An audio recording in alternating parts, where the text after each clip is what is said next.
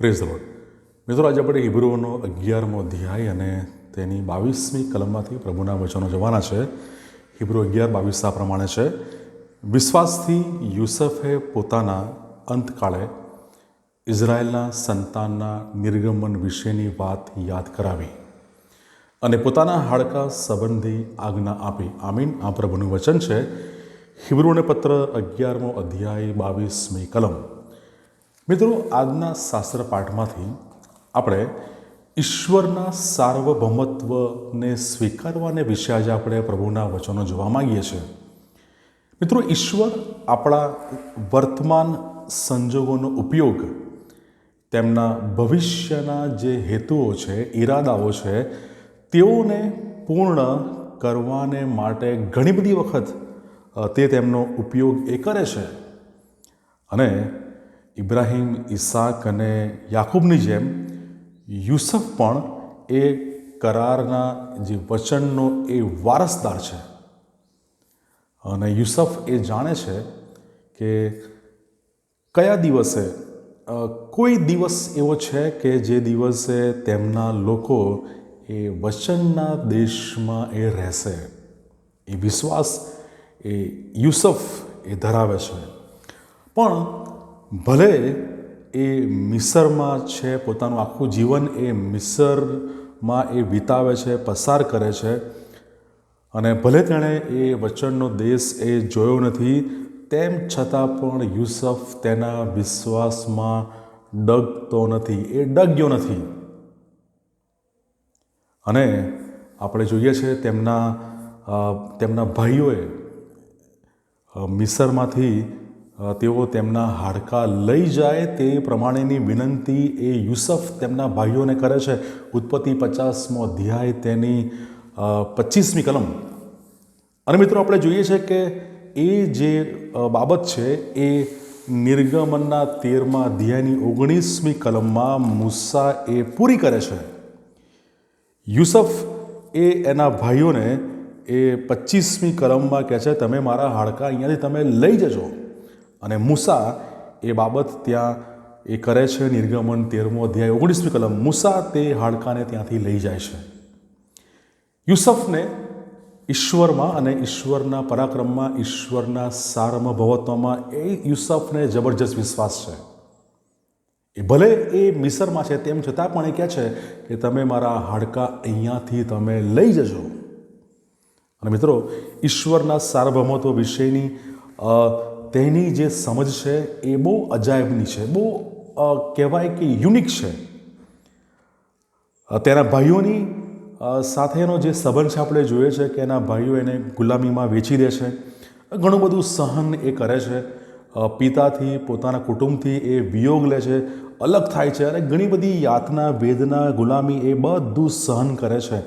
અને તેમ છતાં પણ યુસુફ તેના જીવનની દરેક ઘટનામાં જાણે ઈશ્વરનો હાથ હોય, એ ઈશ્વરના હાથને એ જાણે છે, અનુભવે છે, ઓળખે છે.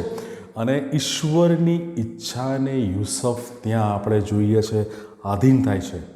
હું તમને 2 દાખલા આપીશ જેના પરથી આપણે જાણી શકીએ કે ઈશ્વરના સાર્વભૌમત્વને યુસુફ એ સ્વીકારે છે.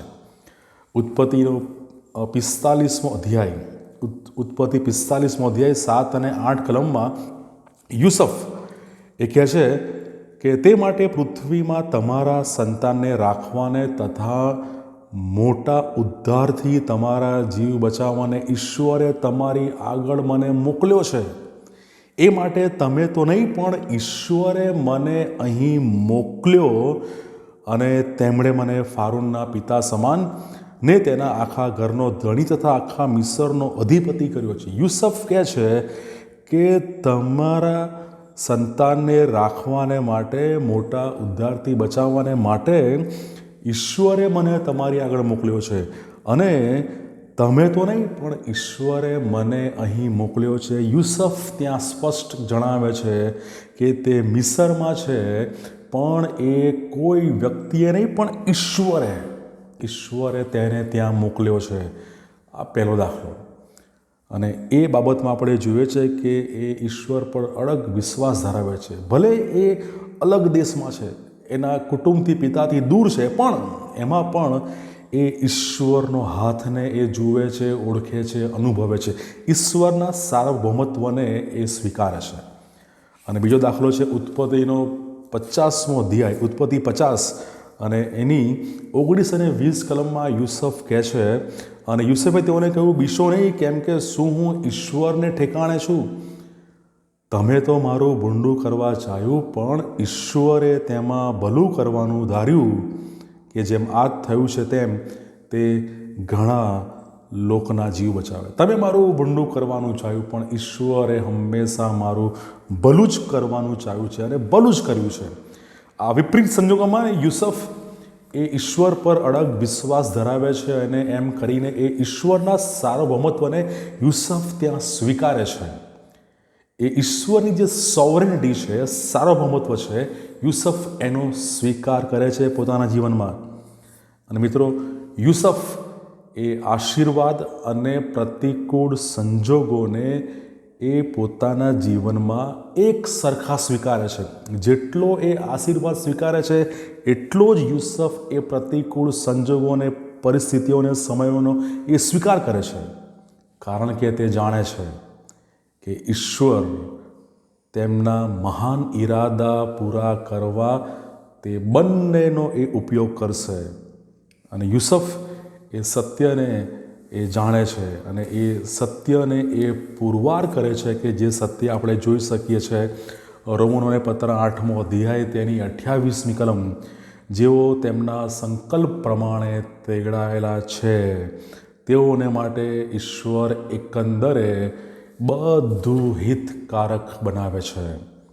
યુસુફ એ સત્ય એના જીવનમાં એ સ્વીકારે છે અને શીખે છે કે જેઓ ઈશ્વરના સંકલ્પ પ્રમાણે તેડાયેલા છે, એકંદરે તેમના જીવનમાં ઈશ્વર એ બધું જ હિતકારક બનાવે છે. એ ગુલામી હોય, એ કેદખાનું હોય, એ અલગ દેશ હોય, એ બધી જગ્યાએ ઈશ્વરની હાજરી, ઈશ્વરનો હાથ, ઈશ્વરનો સંકલ્પ અને ઈશ્વરનું સાર્વભૌમત્વ એ યુસુફ એ સ્વીકારે છે. અને મિત્રો, આ પ્રમાણે કરવાને માટે ઈશ્વર આપણા દરેકની સહાય અને મદદ કરે. God bless you.